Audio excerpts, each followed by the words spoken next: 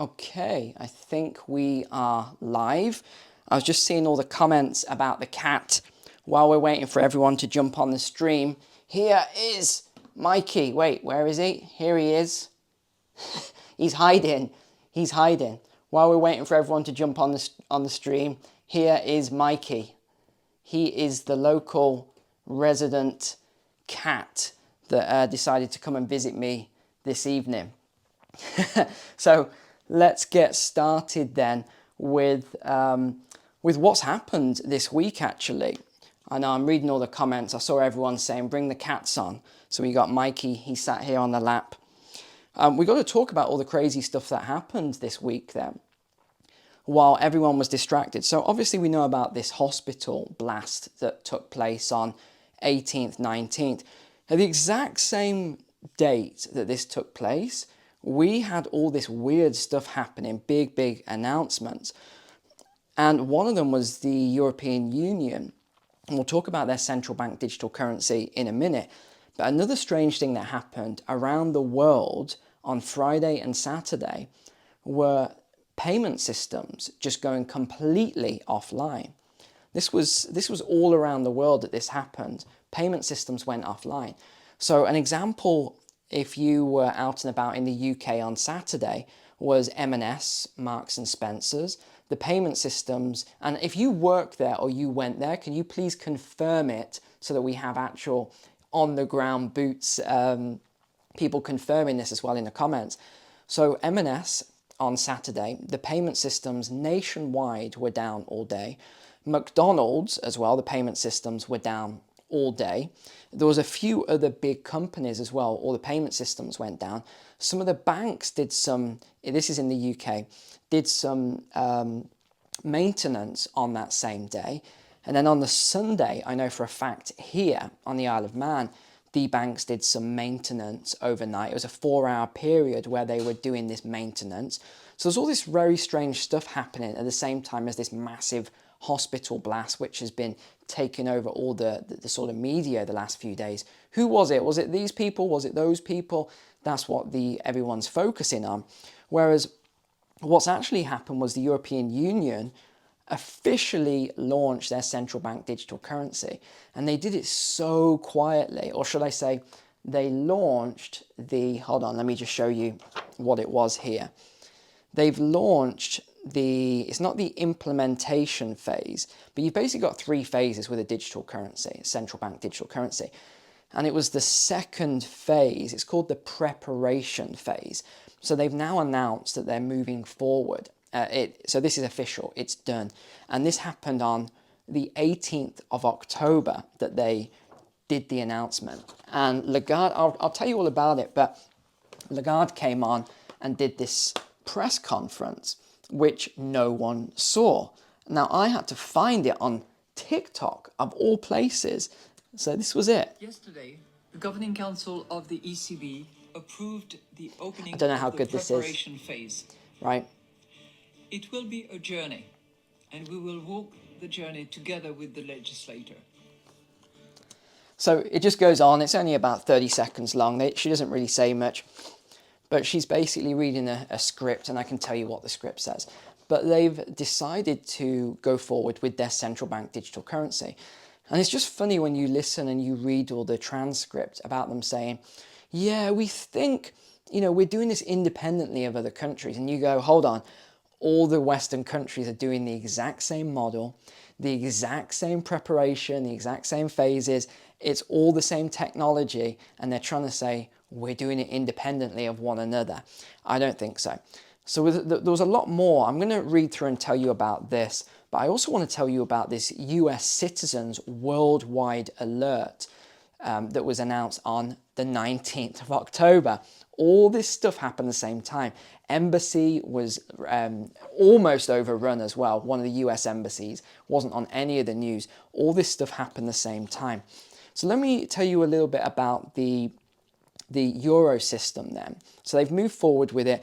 The Governing Council is to start the preparation phase, so it's now starting. And interestingly, they said it's a 2-year phase. So that's quite good if you're in the Eurozone and you're wondering when this central bank digital currency will come in.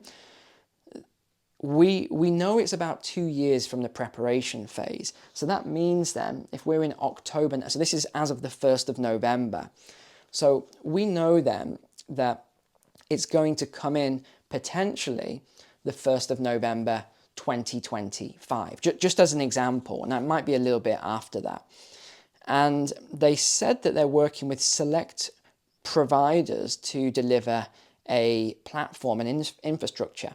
And they've also said that this is going to be completely free of charge to everyone to use it, right? And they said that and there's some interesting things that they say here, which makes me, I don't think the average person will look into the language and read the language, so they overlook it. I was watching, a friend of mine said, Neil, have you watched The Truman Show?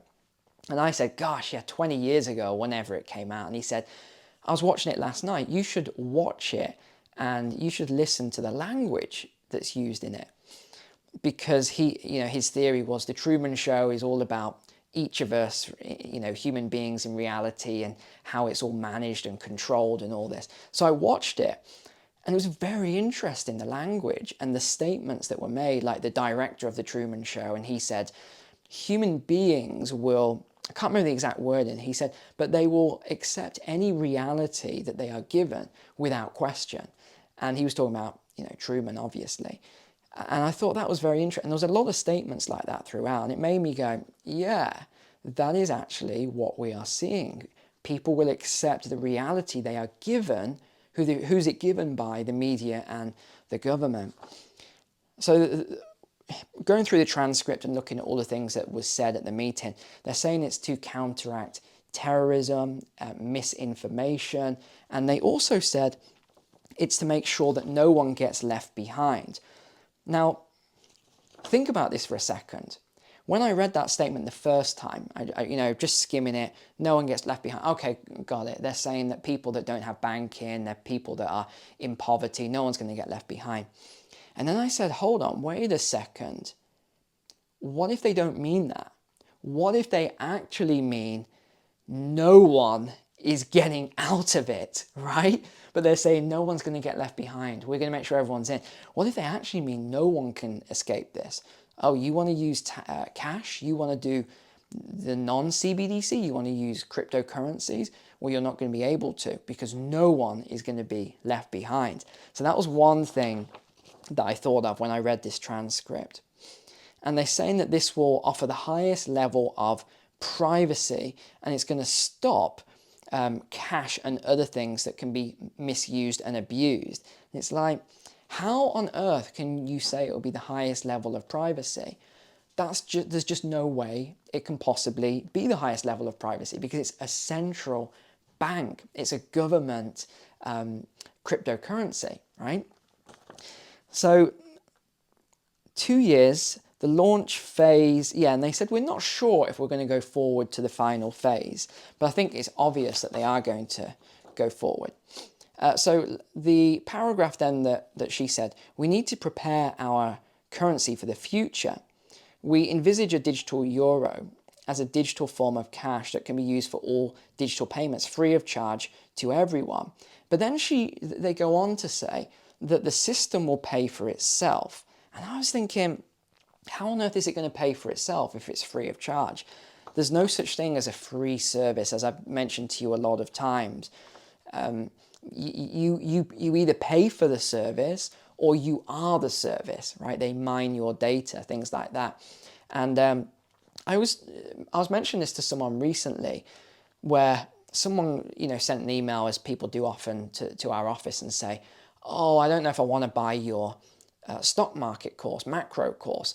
A friend of mine bought it, and it was a long story, and she bought it because she wanted to manage her pension herself. And he said, yeah, it's worked for her, but I don't want to spend that much money. My financial advisor's free. And I said, okay, so it worked for your friend. You've got a testimonial there. It worked for her. She's managing her pension herself. It's doing well. She's not lost money. She's making money. And you don't want to pay for that when there's already a coupon code, right? He doesn't want to pay for it. I just thought this was bizarre. He said, all of my financial advice is free from my financial advisor. So anyway, Mark goes back and forth over email with him. And he's down like 8% this year. How can, I mean, I don't know how that's even possible, but he's down 8% so far this year. It just baffles my mind anyway, these sort of things. So you either are you are the fee. If you're not paying for it, that is how, these services around the world. People thought Facebook was free. People think all these social media is free. It's not free. They're using your data, and they're using all these things. So to talk about this central bank digital currency is, it's super private and all this sort of thing. It's not private. It's all going to be stored. Everything you do, everything you transact is going to be recorded and possibly sold, or they're going to do something with that data. Now, the other thing I thought was really worrying here was they said on a distribution aspect, people without access to a bank account or digital devices would also be able to use a digital euro. And that made me say, how is that possible? People who have been debanked, people who are homeless, people who, they do cash in hand jobs, etc. How it says that it uses the word all, they will all have access to the digital euro. Again, it sounds a little nefarious to me. I'm trying not to be too skeptical, but that's how it reads. So I'm just giving you a summary here as a sort of time saver, so that we don't have to go through hours of this, which I was reading through. So that's the most worrying thing, I think, on this. Now let's go on to what actually happened with US citizens then. This is sort of I guess we'll call this a two-part video. So there was this one, which was protesters near US embassy in Beirut sprayed with water cannon. So this was the article anyway that I printed off and I was reading through. And then I realized it wasn't just one US embassy. There was multiple US embassies, loads of US embassies. And this was a serious business, by the way. You probably haven't even heard about this, but it was really serious. US embassies all around the world were, I don't want to use the word attacked, but there was definitely, I definitely think they would have been attacked were there not so many soldiers outside showing a show of force, and they had all the water cannons out blasting people, tear gas. It was all over. And then on the 19th, this was later on in the day, there was a worldwide US citizen alert that came out. And I'll read it out exactly as it came out. Due to increased tensions in various locations around the world, the potential for terrorist attack, demonstrations, or violent actions against US citizens and interests, the Department of State advises US citizens overseas to exercise increased caution. And then they go on to give you some guidelines. Stay alert in locations frequented by tourists. So a big one here is, avoid these tourist locations. Enroll in the STEP program to receive alerts for your location. And then it says to follow the department, all this. But there was also a drone attack, by the way. This wasn't in the media either. There were multiple drone attacks on US military bases on the 19th as well. Syria was the main one, where a number of US service personnel were injured. So there was all these drone attacks as well. So there's been a lot of crazy things happening while all these distractions are going on. And this tends to be the case. Actually, let me show you one other thing. I can't play you this video because it will get the video banned or taken down. But this was a massive protest that was taking place. No, turn the music off or it'll get picked up. This was massive. And it just really kicked off. This whole thing, they were attacking cars. This car had to drive off. This was in US, Minneapolis, right? And then he got to the end, they chased him down. I mean, you can find this video for yourself. It's pretty crazy. And it's the same sort of people we saw during these other sort of protests where it turned deadly. So there's a lot of crazy stuff happening right now, which you're probably not aware of. And to be honest, do you want to follow all this stuff day and night? No. I'm happy to summarize it all for you and just let you know what you need to be aware of. So those are the main things. The EU's launching a digital currency, which is going to take away freedoms. And the US citizens around the world need to be careful now. You have to be really, really careful if you're a US citizen anywhere in the world because of all the craziness now and all the attacks against US citizens. The US has gone from the most loved country in the world at one point to now, and again, this is not my personal opinion, okay? I know a third of you are Americans. It's not my personal opinion. I like Americans, okay? My wife's American, I have to, right? But I've noticed this, and I've noticed this when we've gone traveling, and I wouldn't say we've had issues before, but where someone would, say something about Americans and, things like that. My wife would say like, oh, I'm Canadian or whatever. Oh, I'm British or sorry for that one, person. But yeah, we're seeing a lot of changes now. We're seeing a lot of changes in the world, and you just got to keep abreast of it because it's happening at such a rapid rate.